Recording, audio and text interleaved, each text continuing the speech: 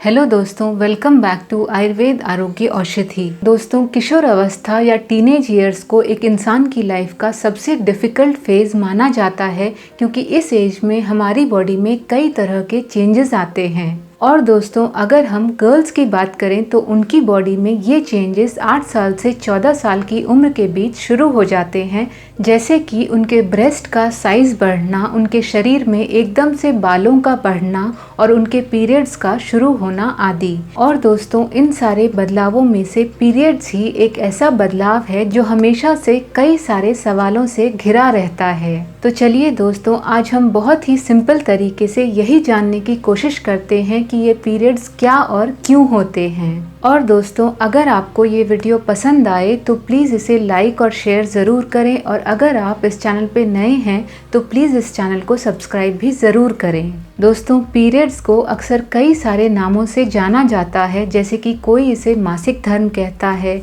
कहीं इसे माहवारी कहा जाता है, कोई इसे मेंस्ट्रुएशन कहता है और कोई इसे सिंपल भाषा में ब्लीडिंग कहते हैं। दोस्तों, एक लड़की की लाइफ में पीरियड्स का शुरू होना ये इंडिकेट करता है कि उसका शरीर अब गर्भ धारण करने या प्रेगनेंसी के लिए तैयार है। दोस्तों, ये फेज़ हर लड़की की लाइफ का एक बहुत ही नॉर्मल फेज़ होता है, लेकिन कई बार लड़कियां इसके बारे में पूरी तरह से समझ नहीं पाती हैं और ना ही किसी से खुलकर बात कर पाती हैं, जिसकी वजह से वो कई बार प्रॉब्लम में पड़ जाती हैं। और दोस्तों, कई सारी महिलाएं अभी तक इसके बारे में बात करने से भी बहुत कतराती हैं, लेकिन दोस्तों, ये सिनेरियो अब धीरे धीरे चेंज हो रहा है और अब कई सारे समझदार आदमी और लड़के भी इस बारे में काफ़ी जानकारी रखते हैं, जिससे कि वो भी अपनी माँ, बहन, वाइफ या गर्लफ्रेंड को उन मुश्किल दिनों में सपोर्ट कर सके। दोस्तों, नॉर्मली हर लड़की के पीरियड्स 11 से 14 साल की उम्र के बीच शुरू हो जाते हैं।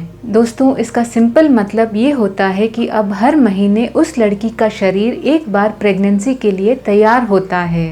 लेकिन दोस्तों, प्रेग्नेंट ना होने पर उनका यूट्रस या गर्भाशय अनफर्टिलाइज्ड एग्स और गर्भाशय के टिश्यू या यूट्रस लाइनिंग को उनकी योनि से ब्लीडिंग के जरिए बाहर निकालता है और इसी प्रोसेस को पीरियड्स कहा जाता है। दोस्तों, नॉर्मली इस पीरियड के 4 स्टेजेस होते हैं और इस पीरियड्स के दौरान एक महिला या लड़की की बॉडी से लगभग 10 से 35 ml तक ब्लड लॉस होता है। तो चलिए दोस्तों, अब हम पीरियड्स के उन 4 इम्पोर्टेंट स्टेजेस के बारे में जानते हैं। दोस्तों, फर्स्ट फेज होता है मेंस्ट्रुअल फेज, जो कि 1 से 5 या 7 दिन तक का होता है। दोस्तों, ये ब्लीडिंग या पीरियड्स का फर्स्ट डे या फर्स्ट स्टेज होता है और इस फेज में यूट्रस लाइनिंग, जिसे एंडोमेट्रियम भी कहा जाता है, उनके वजाइना के थ्रू ब्लीडिंग के जरिए बाहर निकलती है। दोस्तों, सेकेंड फेज होता है फॉलिकुलर फेज, जो कि 6 या 8 दिनों से 13 दिन तक का होता है। और दोस्तों, ये फेज पीरियड्स के खत्म होने के बाद शुरू होता है। दोस्तों, इस फेज के दौरान एक लड़की या महिला की ओवरी से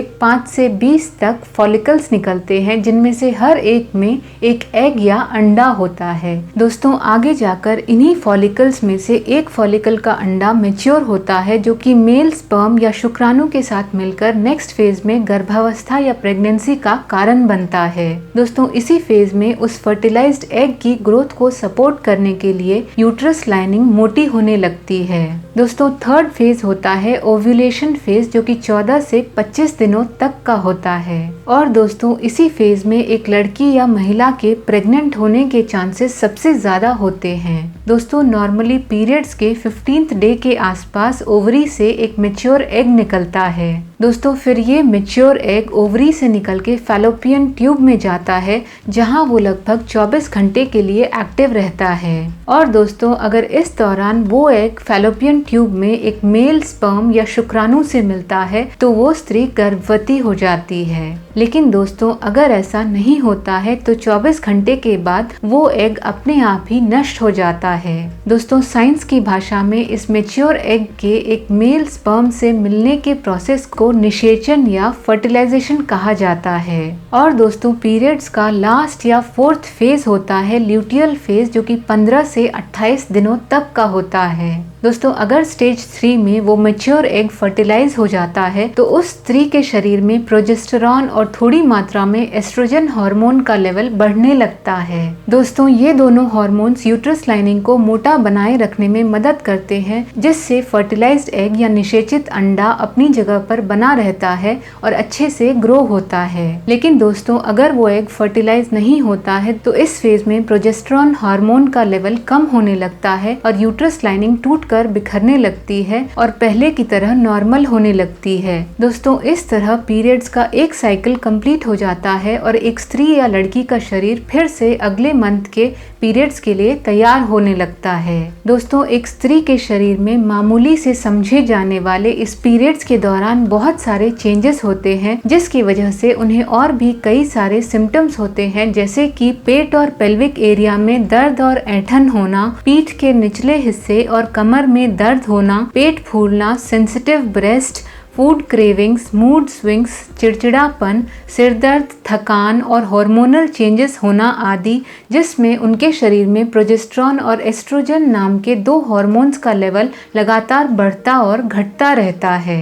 और दोस्तों एक्सपर्ट्स के मुताबिक जिस उम्र में एक लड़की की माँ के पीरियड शुरू होते हैं, लगभग उसी उम्र में उसके पीरियड्स भी शुरू होते हैं। और दोस्तों नॉर्मली हर लेडी 45 वर्ष की आयु तक इस पीरियड्स के साइकिल से गुजरती है। इस उम्र के बाद उनके पीरियड्स थोड़े इरेगुलर होने लगते हैं और इस फेज को पेरीमेनोपॉज कहा जाता है। दोस्तों इस दौरान उनका शरीर खुद को रजो निवृत्ति या मेनोपॉज के लिए तैयार करता है। और दोस्तों इस टाइम पर अगर लगातार 1 साल तक उन्हें पीरियड्स नहीं होते हैं, जो कि 45 से 55 साल की उम्र के बीच कभी भी हो सकता है। दोस्तों आजकल तो पीरियड्स को ट्रैक करने के लिए हमारे फोन में भी बहुत सारे एप्स होते हैं। इन एप्स के जरिए हम कैलेंडर में अपने पीरियड्स के स्टार्ट होने की डेट को मार्क कर सकते हैं और अपने पूरे पीरियड साइकिल को ट्रैक कर सकते हैं। और दोस्तों इन पीरियड ट्रैकर्स की मदद से हम सिम्टम्स शुरू होते ही, जैसे कि पेट फूलना, पेट दर्द और पीरियड से रिलेटेड दूसरे सिम्टम्स होते ही ये अंदाजा लगा सकते हैं